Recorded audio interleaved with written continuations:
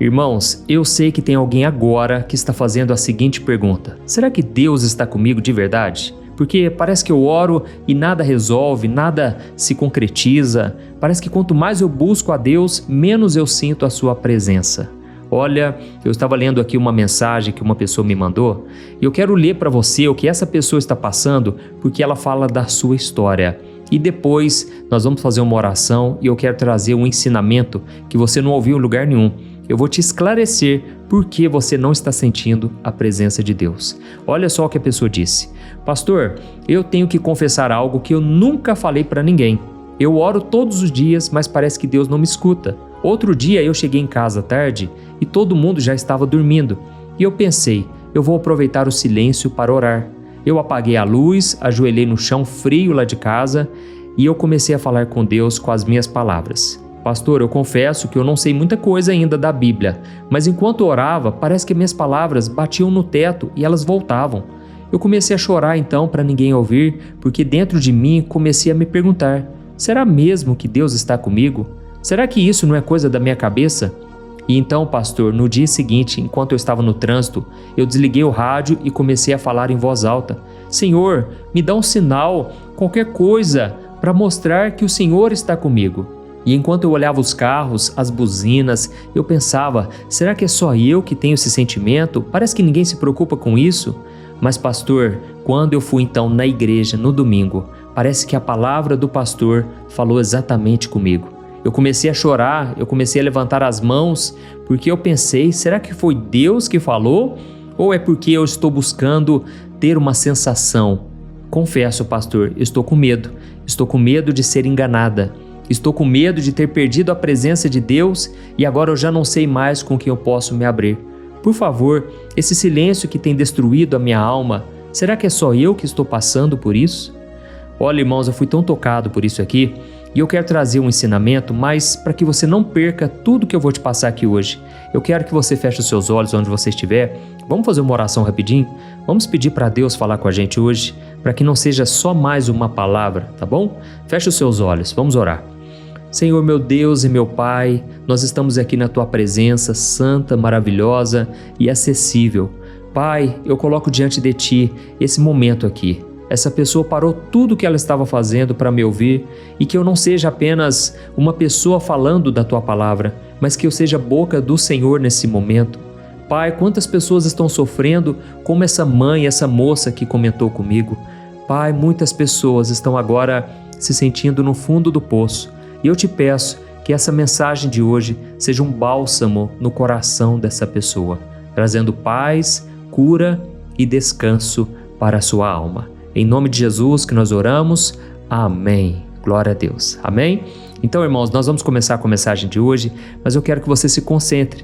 Você que talvez está no trabalho, está no trânsito, deixe a mensagem falando com você e abra o seu coração, tá bom? E não se esqueça de se inscrever no meu canal. Todo dia eu faço a oração da manhã, a oração da noite e tem sido uma bênção. Quantos milagres, quantas vitórias Deus tem entregado para o seu povo. Então se inscreva aqui no meu canal, ative o sininho da notificação e depois no final compartilhe com quem você ama, com quem você sabe que vai tocar o coração, tá certo?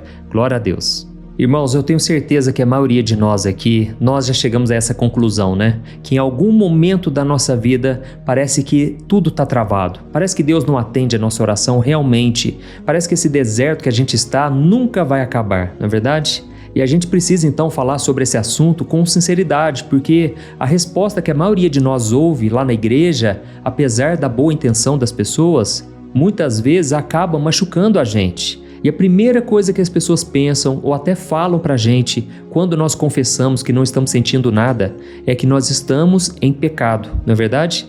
Todo mundo pensa assim: se você não está sentindo nada, se nada está acontecendo na sua vida, é porque você deve ter dado alguma brecha e você precisa examinar a sua vida. Olha, irmãos, não me entendam mal, é claro que o pecado pode sim criar uma barreira na nossa comunhão com Deus.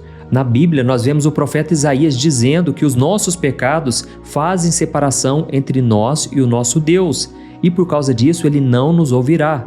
Então, irmãos, é verdade, o pecado, ele realmente atrapalha a nossa comunhão com Deus e por isso a gente precisa se arrepender. Sabe, se tem uma coisa que vai acompanhar a vida do cristão até o último dia, enquanto ele estiver aqui na terra, é o arrependimento. É isso que não pode faltar na nossa vida. Mas hoje eu senti no meu coração de falar algo com você que quase ninguém fala e que pode ser a chave para você libertar a sua alma de uma culpa que você não precisa carregar.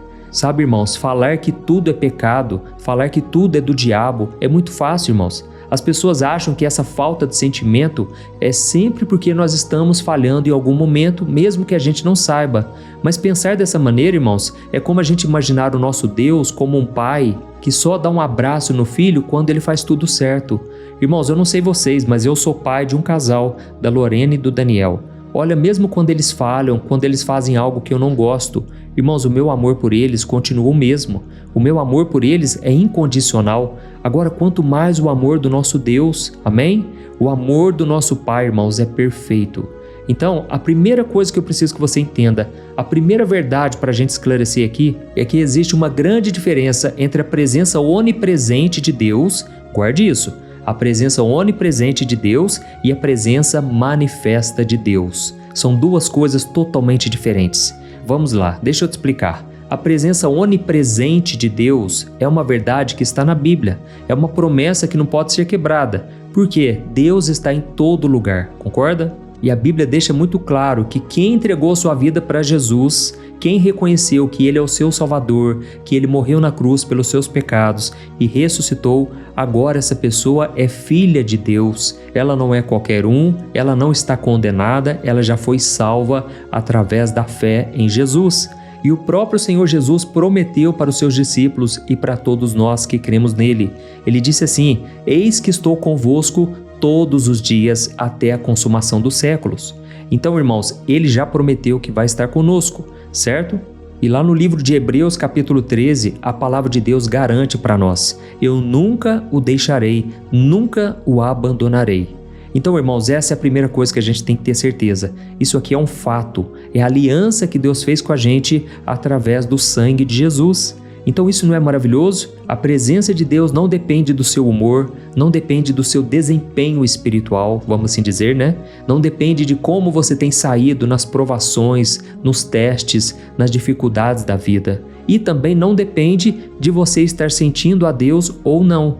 Por quê? Essa presença se baseia na fidelidade de Deus e não na sua fidelidade. E o apóstolo Paulo chegou a dizer o seguinte: ainda que nós sejamos infiéis, Deus permanece fiel porque Ele não pode negar a si mesmo. E Deus prometeu que nunca vai nos abandonar, Ele nunca vai nos deixar. Glória a Deus. Irmãos, aí vem a outra questão, né? A presença manifesta de Deus, que é o que a gente chama de sentir Deus. É a nossa percepção, é aquele sentimento que nós temos de que a presença de Deus é real na nossa vida e no nosso meio. Sabe aquele arrepio que você sente na igreja? Sabe aquele choro maravilhoso quando você escuta um louvor? Aquela paz que você sente no seu coração? Irmãos, essa é a presença manifesta de Deus. Só que eu preciso te falar uma coisa, ela não vai ficar o tempo todo com você. Essa presença manifesta, ela vem e ela vai.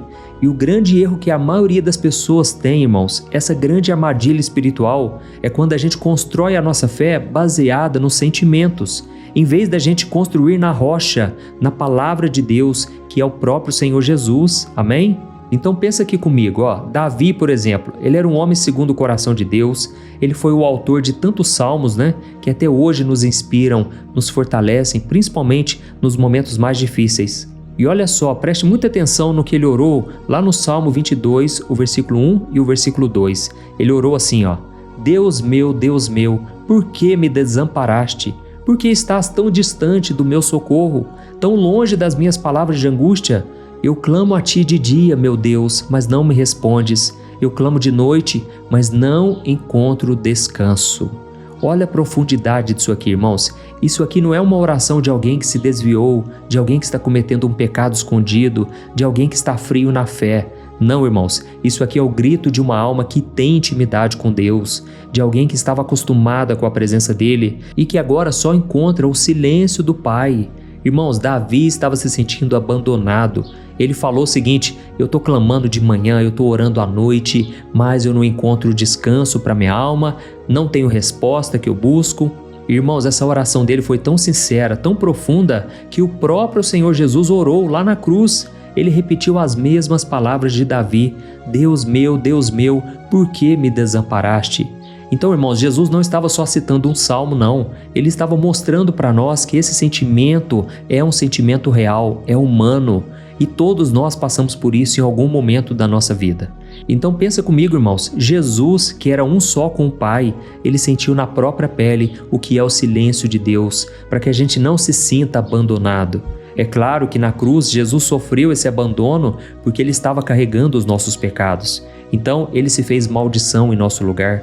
Mas, irmãos, hoje nós não precisamos passar por isso. Jesus, ele já venceu tudo por nós. E agora nós podemos ter a segurança da nossa salvação, não naquilo que a gente sente, mas naquilo que Jesus sentiu no nosso lugar. Aleluia! Jesus tomou sobre si os nossos pecados e hoje nós podemos desfrutar da graça. Glória a Deus! Está entendendo até aqui? Então, irmãos, sabe o que mais dói no meu coração? É que tem muito crente sincero, tem muito homem e mulher de Deus que vive debaixo de uma condenação e não precisava ser assim. É a voz do inimigo que fica soprando no ouvido dessa pessoa e de você que está aqui me ouvindo hoje. E sabe o que o inimigo fala? Você não é bom o suficiente, você pecou, Deus não vai te perdoar, você não está conseguindo ser aprovado por Deus por algum motivo. Irmãos, o diabo ele quer que você meça a fidelidade de Deus com seus sentimentos. Essa é a maior mentira espiritual que existe. Vamos analisar, por exemplo, outro caso na vida de Jó. A Bíblia diz que o próprio Deus descreveu Jó como um homem íntegro, um homem reto, um homem temente ao Senhor. Mas ele passou por todo tipo de sofrimento, muito pior do que qualquer um de nós já passou na vida. Irmão, sabe o que é pior? Quando ele orava no meio do seu deserto ali, na dificuldade, sabe o que ele encontrava? O silêncio de Deus. Olha só no capítulo 23 o que Jó disse: se eu vou para o oriente, o Senhor não está lá. Se eu vou para o ocidente, eu não o percebo. Se opero no norte, não o vejo. E se esconde no sul, eu não o enxergo. Ou seja, irmãos, é como se Jó estivesse falando que Deus estava escondido dele. Ele não sabia por que Deus estava agindo daquele jeito, mas ele chegou a essa conclusão. É como se Deus estivesse se escondendo dele. Mas o que é mais impressionante e maravilhoso, irmãos, que Jó não se apoiou no seu sentimento. Ele tinha uma fé. Tanto é que ele falou o seguinte: eu sei que o meu Redentor vive e que por fim se levantará sobre a terra. Ou seja, ele acreditou que o Senhor estava ali, bem presente na sua vida, mesmo que ele não estivesse sentindo a sua presença. Amém? Então, irmãos, agora vem o segredo que pouca gente ensina. Sabe esse deserto que você está passando? Esse deserto de você não sentir nada? Muitas vezes não é um sinal de que você se afastou de Deus, mas é um sinal de que Deus está te chamando para mais perto dele, para um nível de fé mais madura. Sabe, irmãos, a prova de que nós estamos maduros espiritualmente é quando a gente continua acreditando, quando a gente continua orando, buscando, adorando a Deus em vez de reclamar, em vez de murmurar, mesmo sem sentir nada, mesmo sem ter uma emoção envolvida, entendeu? É nesse momento que você demonstra que você está maduro espiritualmente. E talvez você pense assim: mas pastor, eu vou ficar assim até quando, pastor? Porque eu não gosto, eu quero sentir aquela presença, aquele toque. Irmãos, aí já não depende de nós. A nossa parte, irmãos, é continuar fazendo o bem. A nossa parte é continuar obedecendo ao Senhor. Tem um versículo, irmãos, que eu gosto bastante, que ele está lá em Isaías capítulo 50, o versículo 10, que diz assim, quem de vocês teme o Senhor e obedece ao seu servo? Se estiver andando em trevas, sem nenhuma luz, que confie no nome do Senhor e dependa do seu Deus. Irmãos, isso aqui é muito forte porque me faz lembrar uma época da minha vida que eu estava passando por tantas lutas e a única sensação que eu tinha, irmãos, é que eu estava num quarto muito escuro, mas totalmente escuro, e eu tinha como se fosse uma lanterna, sabe? A única coisa que eu conseguia enxergar era o próximo passo. Eu não enxergava um palmo na minha frente, irmãos. Eu não enxergava o meu futuro. Eu tinha tantos medos, tantas incertezas a respeito do meu futuro, irmãos, que a única coisa que eu sabia fazer era confiar em Deus. Confiar que Ele estava por trás de tudo aquilo, sabe?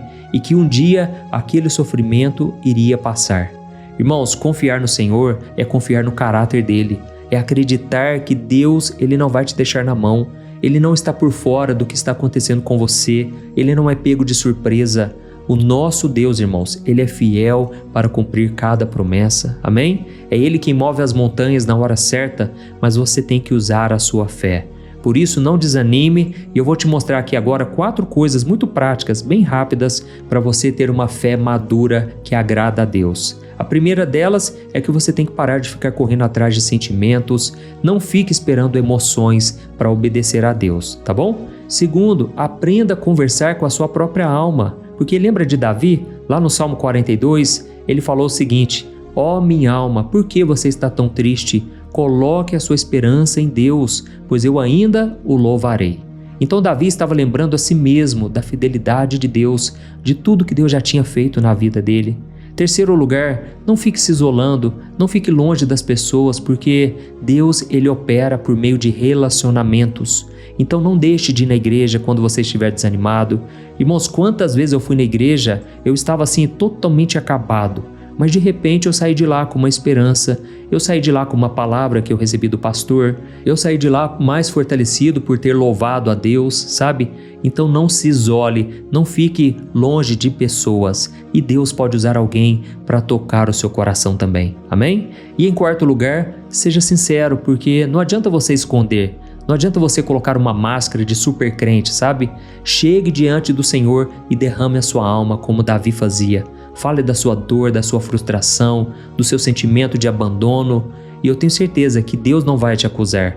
Irmãos, quando a gente vê na Bíblia palavras de lamento, principalmente nos Salmos, a gente vê que aquilo não era falta de fé, era uma expressão de alguém que colocava para fora, porque quando a gente guarda tudo para nós, irmãos, a gente sofre muito mais do que a gente contar para alguém ou contar para Deus principalmente. E última coisa, irmãos, tome cuidado com aquelas fórmulas que as pessoas passam, sabe? Faça uma campanha de 7 dias e você vai sentir a presença de Deus. Ouça um pregador tal, aquela pessoa ali que tem intimidade com o Senhor, e aí você vai sentir a presença gloriosa do Pai. Irmãos, não é assim que funciona.